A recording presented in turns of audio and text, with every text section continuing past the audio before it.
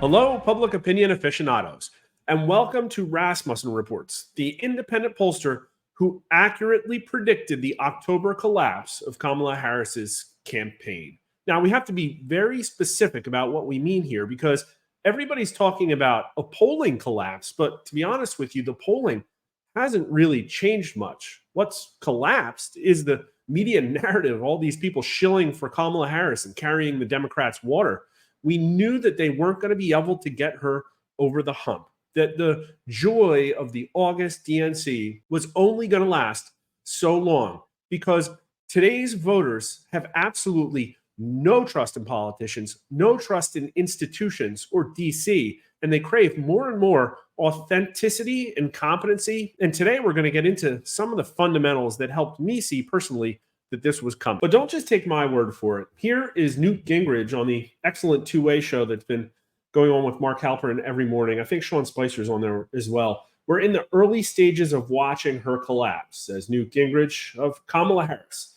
It's just my hunch that sometime in the last 2 weeks, Joe and Jill looked at each other and thought, wouldn't it be a great legacy if Joe's the only one guy to ever beat Trump? And I think the stuff he's done to undermine her in the last 10 days is pretty amazing. Now, it isn't just her. It's also the press and some of Kamala Harris's biggest supporters like Cenk Uygur who've come out and admitted now that it looks really horrible for her. But all of this has really only happened in the last couple of days. But going to Real Clear Politics here, I mean, again, she's been up basically 2 points over Trump this entire time, going all the way back to really the first day or two of the DNC.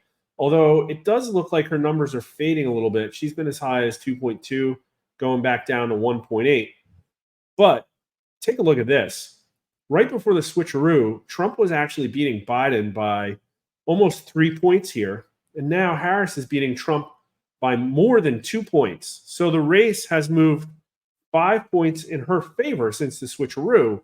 But in my numbers, Trump's lead has only gone from about +5 to about +2 in that time period.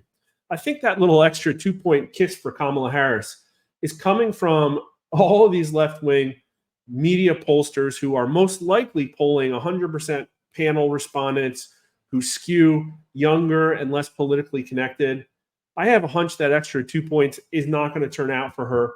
But again, looking at the top line numbers from 8 years and 4 years ago, the industry said that Clinton was going to win by 6. She won by barely 2. So that's a 4-point left polling miss.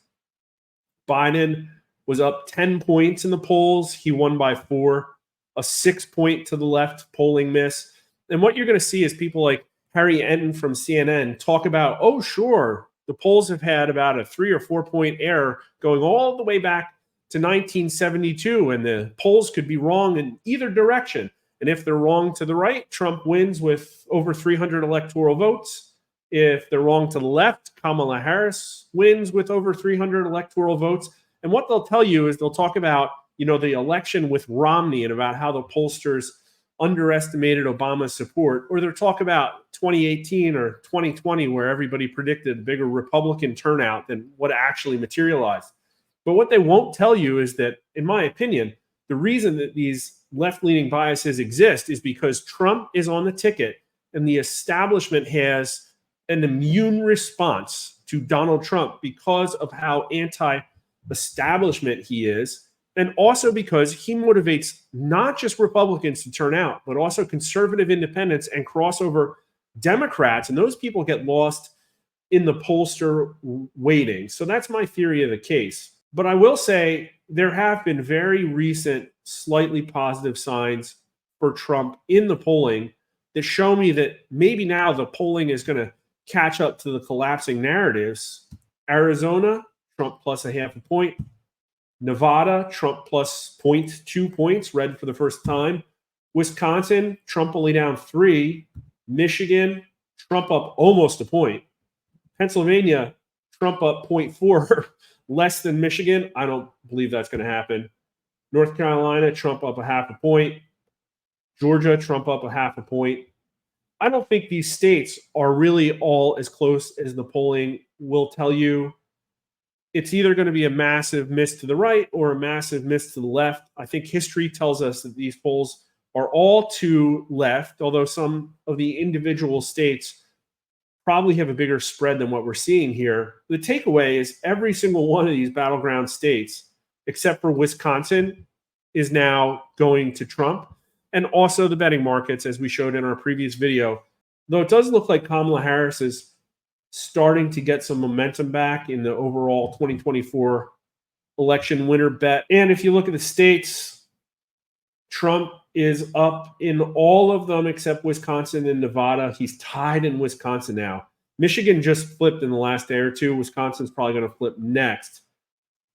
I don't know if it's just more Trump people making bets to try and push his numbers up, or if it's everybody interpreting the polls the same way I am, too far to the left.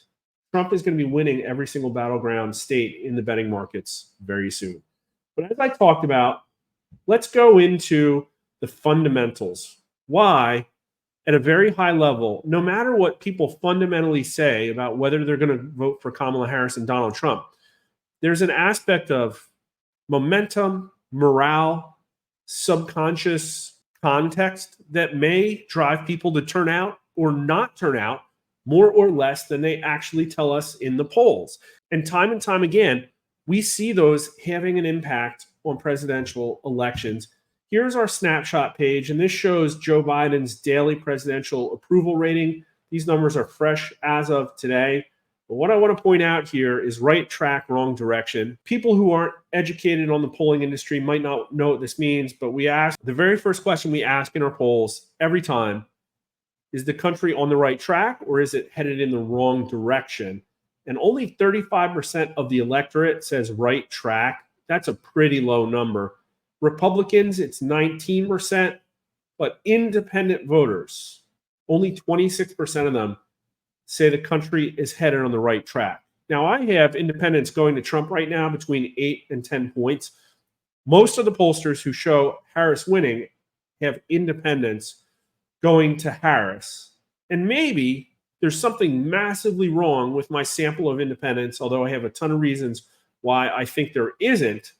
But even if I was off here, let's just say even by 10 points, still only 36% of independents say the country would be headed on the right track. And almost 60% would say in the wrong direction. Those are just astoundingly bad numbers. And usually with an electoral situation like this, there is blowback for the incumbent. And before we get into the other ones, I just want to toot our horn a little bit. There's a lot of ways to measure pollster accuracy, but don't just take it from me. We are really accurate. I think this is out of 538. Not exactly sure how they did this math, but whatever. We did really great. The average polling error for us was 2.8 points. That puts us in the top 3 here, I think, with Atlas Intel and Trafalgar.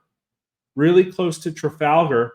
You know, look, a lot of people are touting some of these other companies, like Quinnipiac is usually off by 7. ABC News, Washington Post, which, by the way, 538 is owned by and is their number 2 ranked pollster, has an average polling error of 5.5 points. And everybody talks about Morning Consult and their super accurate large samples. They've got a 5-point average polling error too. And I think for some reason, this is really understating how off they've been because they've had some really crazy calls. Oh, wait, that's right. It piles up on top of statistical bias. So not only is there how off are you right and left on each of your individual polls, but in the aggregate, how off are your polls? And since Trafalgar shows a negative number here, I'm pretty sure these are directional. I'm pretty sure a plus means a miss to the left. And notice how every single one of these, except Trafalgar, has a statistical bias to the left. Even us. Now, I will say, I think the true accuracy of a poll is over the long run where your statistical bias is at. And I think we rank really highly, right up there with Atlas Intel, of only having a 1-point statistical bias. But look at this. So Morning Consult polls, on average, are going to be 5 points off. And also 5 points to the left. I'm pretty sure that's how you read this. And everybody's talking about how they show Harris winning by 5. Incredible. Okay, more fundamentals. This is the combined crosstab from our set of 10 state polls that we just did in September. And we talked a lot about this because there was some fascinating information about news media consumption numbers. And also note that it's a relatively, I mean, it's deadlocked at 48-48 in the combined 10 state set here. And also, you can get these crosstabs yourself at rasmussenreports.com. Search for American Thinker in the search tabs. They're open to the public. But what I wanted to get into is this. Are you better off than you were 4 years ago? And only 37% of these battleground state voters say yes. 53% say no. 45% of 18 to 29-year-olds, they're the most optimistic by far, but it's still only a bare plurality of them. Nobody by race says yes with a majority. And Democrats, who are likely ecstatic to have their guy in the office, only 59% of them say yes. But it's only 32% of battleground state independents. That number is incredibly low. Will today's children be better off than their parents? Only 22% say yes, 51% say no. 18 to 29-year-olds, only 34% of them say yes. That is just bleak. You know, I have kids. I want them to inherit a better world than me. But only 1/3 of 18 to 29-year-olds, you know, just getting out of high school, taking on the world, think that their life is going to be better than their parents. That's really sad.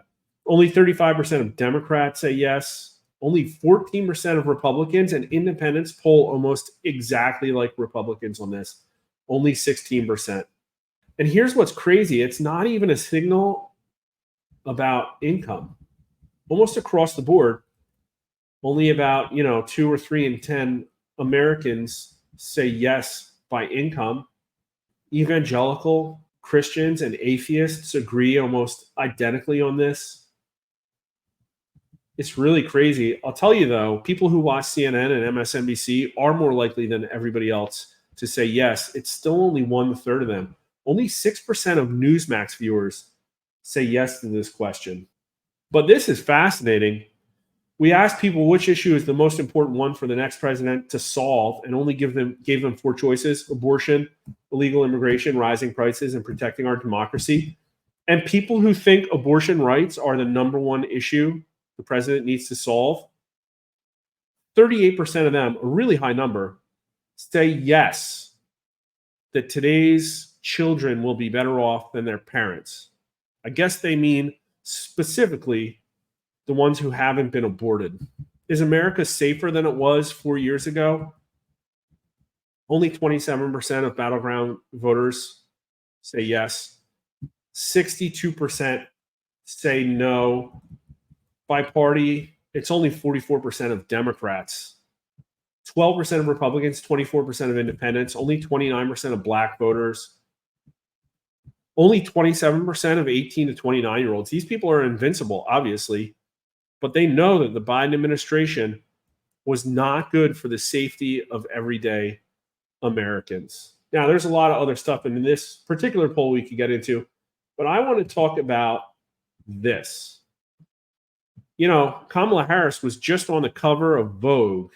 She's hanging out with all these cool actors and actresses and drinking beers on late night TV. She's got to be the face of a fresh start and a new direction, correct? Well, when considering the general conditions in the country, which is closer to your feeling America needs more of the same or a fresh start and a new direction, overwhelmingly, Americans want change. 73%, a massive number, pretty much a historical record, say that we need a fresh start and a new direction, but 20% say more of the same. More Democrats than anybody else say more of the same, but it's only 1/3 of them, 33%. How's that for your legacy, Joe Biden? 12% of Republicans and 14% of independents say more of the same. Massive numbers, 84% and 76% say a fresh start and a new direction. People are hurting during the Biden administration.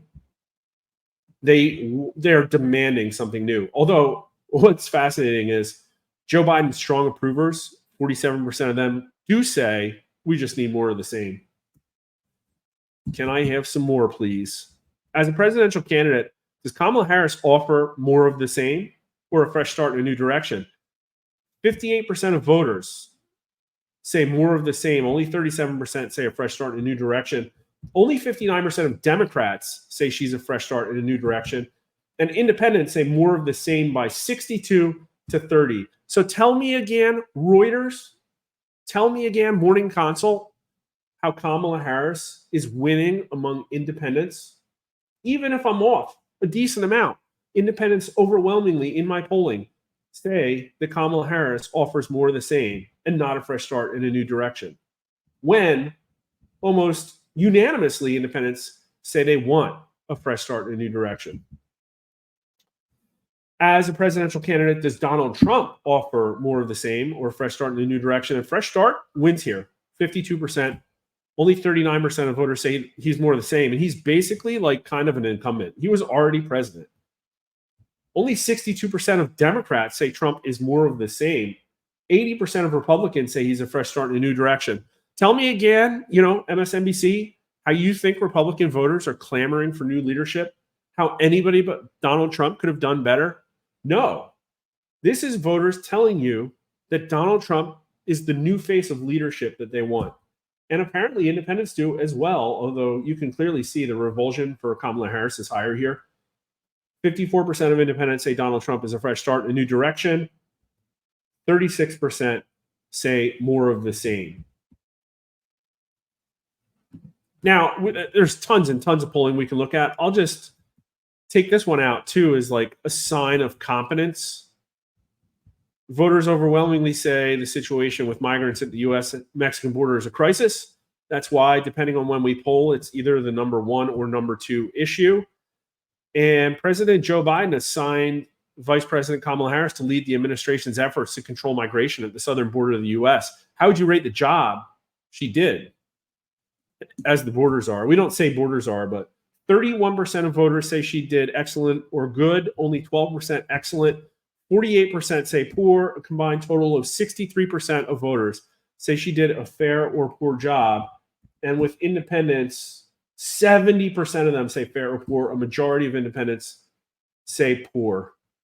And how important will her role in the Biden administration's border policy be in determining how you vote in this presidential election? 60% of voters say important. 40% say very important. A majority of independents say important. And 70% of Republicans and even 60% of Democrats, although some of them clearly obviously like the job she did, which is basically nothing. All right, one more thing to look at. We are polling more than any company except Morning Consult, and we don't blow all of our budget just in the last 3 months before election. We actually poll continuously between cycle and cycle. And so now we have accumulated almost 10 years of polling against Donald Trump and a Democrat. And everybody can look at our numbers and say, no, Joe Biden won with independents in 2020. And now you show him winning big with independents. Clearly, you just broke your process between now and then and jerked everything to the right. And the answer to that is no, our process hasn't changed. And we, as I said, polled continuously and watched continuously as nearly every core Democrat demographic shifted big to the right. But here's just this cycle's polling, and this is updated as of yesterday's Trump +2 win, and it looks like Kamala Harris has kind of hit a ceiling, and Donald Trump is capturing that magical 48 to 49% number. He's earned those followers over the last 10 years. And at this point, if you take the Donald Trump red pill, I really don't see any amount of Miller High Life drinking on TV making you change your mind. And yeah, things swung all over the place until we got into election season. But I mean, these numbers I'm really confident in because we were pretty correct in the last two cycles. And it looks like Donald Trump is actually winning the national popular vote, assuming that, we don't have more than our traditional 1-point statistical bias. I mean, we might be off, but it should only be a little bit, folks. And of course, the margins of error are overlapping here, but these are a lot of samples. If I aggregated to these together, I'm pretty sure these results would be outside the margin of error of maybe like a month's worth of data. Speaking of which, here are the 5-period moving averages, which each data point is averaging roughly 1,500 to 2,000 person polls. So you can imagine there's about a 1-point margin of error here. And if you look at 2016, nailed it. If you look at 2020, kind of nailed it. A little bit too favorable to Biden for sure. And here we are with Donald Trump being above the blue line like he has never been before in any of the previous 2 cycles. And this is the story that we've been saying over and over to people. And again, like, we did not change anything in our polling. The Biden administration changed people's minds. And I'm pretty sure the mainstream media pollsters are shilling for the Democrats and only now allowing that narrative to slip out. But let's start with Hispanic voters. Now, the 5-period moving averages here are a lot more noisy because these are small subsamples. Every time I go and get about 2,000 voters, only 260 of them are going to be Hispanic. But again, in any one cycle, we're looking at thousands of respondents. And look at the heavy dark lines. Those are the moving averages.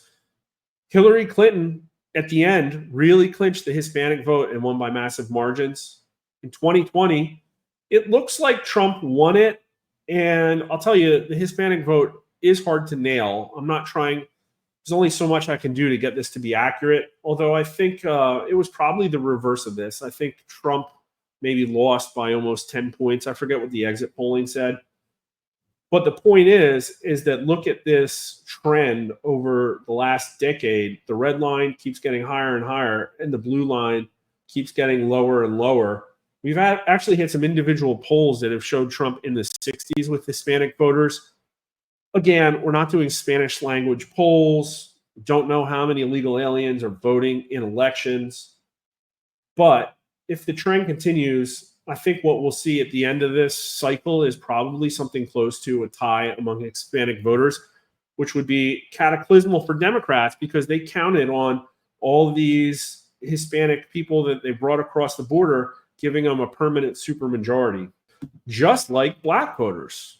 Now, same caveats apply as Hispanic voters. I think the point is we're going to be directionally correct here. And Donald Trump is getting more of the Black vote now than he ever has. Although you can see the blue line creep up there at the right, Kamala Harris definitely is capturing more of the Black vote than Joe Biden is. She is still not doing as well as Biden did in the last cycle. And if there are low propensity voters that aren't showing up in the polls that are going to break Trump, this is one of those places where it might come from. We do overestimate Trump support in the Black vote, for sure. But in this cycle, maybe we won't anymore. The point is that in our polling, Trump was taking home in the teens 8 years ago, and now he's doubled his support. He's in the 30s. And finally, 18 to 39-year-olds. Hillary Clinton absolutely mopped the floor with younger voters, winning by almost, looks like over 20 points, just barely over 20 points. And now it looks like a neck and neck tie. There was a lot of time when Trump was winning with these people, but it really does look like the Taylor Swift joy vibe stuff that's probably leaking into Instagram is affecting these people. And again, maybe I'm getting Instagram viewers and not TikTok viewers. And it's really hard to know whether my sample leans more married than single or vice versa.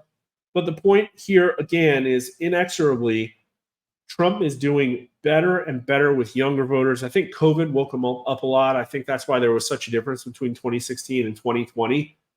And Kamala Harris briefly jumped up to where Hillary Clinton ended and Joe Biden appears to have ended as well.